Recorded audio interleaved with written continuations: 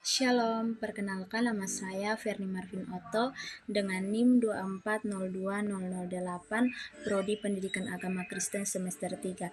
Pada kesempatan kali ini, pada pagi hari ini kita akan belajar bersama dengan materi logika matematika yang menonjol. Semoga materi hari ini bermanfaat bagi kita semua. Terima kasih, selamat menyaksikan. Kita akan masuk pada pembelajaran kita pada hari ini. Nah, teman-teman, apa yang kita bayangkan ketika mendengar tentang kata logika matematika? Kalau kalian murid laki-laki, mungkin kalian akan bingung dan bertanya, kenapa matematika memakai logika? Nah, sementara sebagian perempuan akan berpikir, logika itu akan menjurus kepada urusan laki-laki, sedangkan perempuan itu lebih memakai perasaan. Nah, di dalam ilmu matematika, kita juga dapat mempelajari logika. Untuk apa kita mempelajari logika? Tentu saja sangat penting bagi kita untuk mempelajari logika, untuk dapat mengasah otak kita dan dalam menarik kesimpulan-kesimpulan. Jadi kedepannya kita tidak asal menduga sesuatu.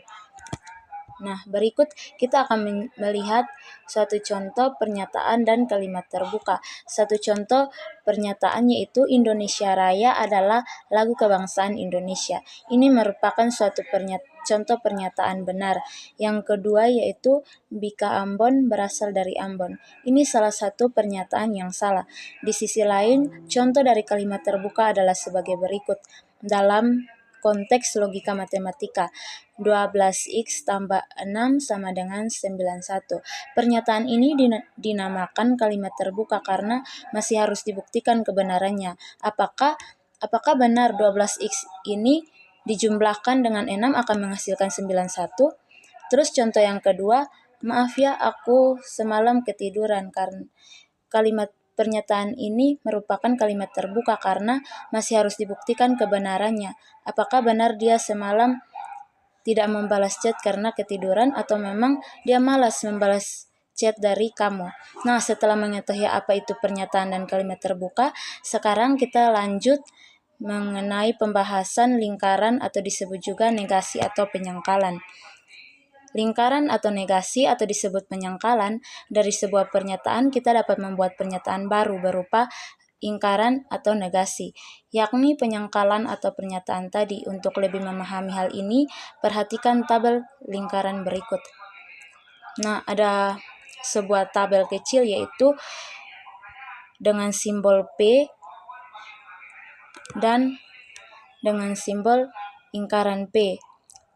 P itu keterangannya yaitu benar, kalau lingkaran P yaitu keterangan yang bernilai salah. Begitu pula sebaliknya. Nah, negasi ini dilambangkan dengan lambang garis. Contoh negasi dalam matematika yaitu seperti contoh yang tadi saya sudah katakan bahwa P bisa kita contohkan mengenai besi. Besi memuai jika dipanaskan. Pernyataan ini bernilai benar. Jadi P itu dilambangkan pernyataan yang bernilai benar. Sedangkan lingkaran P itu bisa dicontohkan sebagai besi tidak memuai jika dipanaskan. Pernyataan berikut bernilai salah. Nah, dari situ ada contoh lain yaitu P sebagai contoh semua unggas adalah burung, dan lingkaran P sebagai contoh ada unggas yang bukan burung.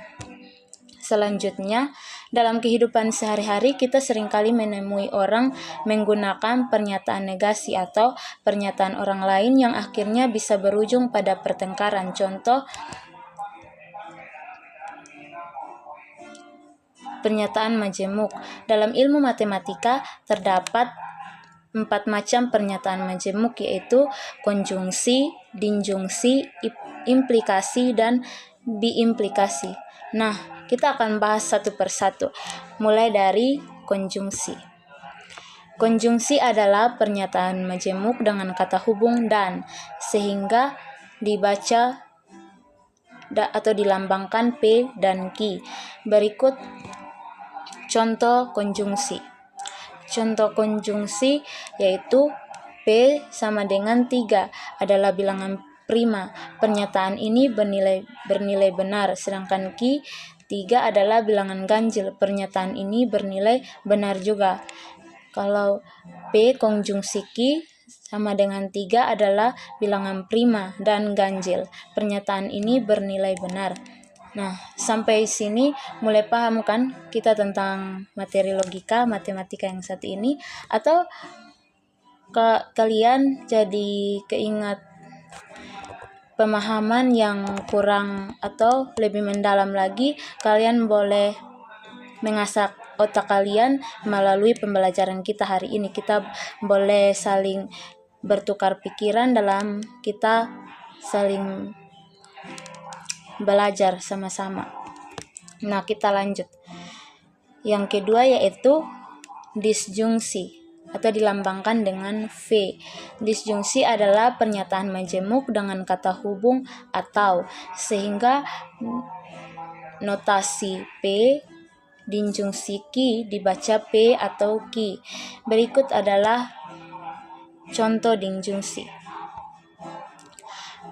P dinjungsi dari disjungsi.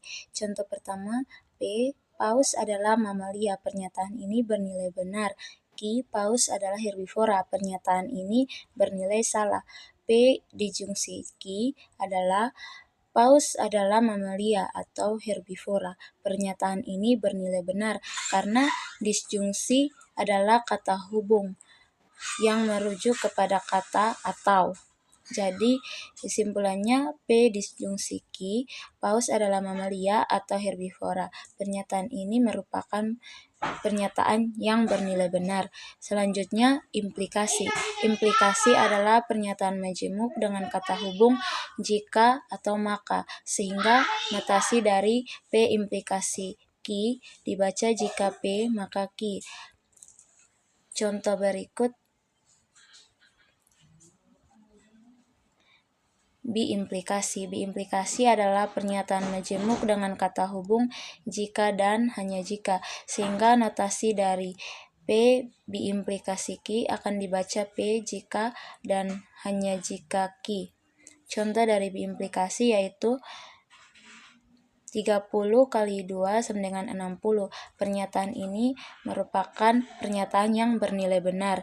Q 60 adalah bilangan ganjil. Pernyataan ini bernilai salah. Yang berikut, P implikasi Q sama dengan 30 kali 2 sama dengan 60 jika dan hanya jika 60 adalah bilangan ganjil. Pernyataan ini bernilai salah. Nah, dari penjelasan tadi tentang logika matematika, baik dalam penggunaan pernyataan dan kalimat terbuka, ingkaran, serta 4 macam kalimat majemuk, yaitu konjungsi, disjungsi, implikasi, dan biimplikasi.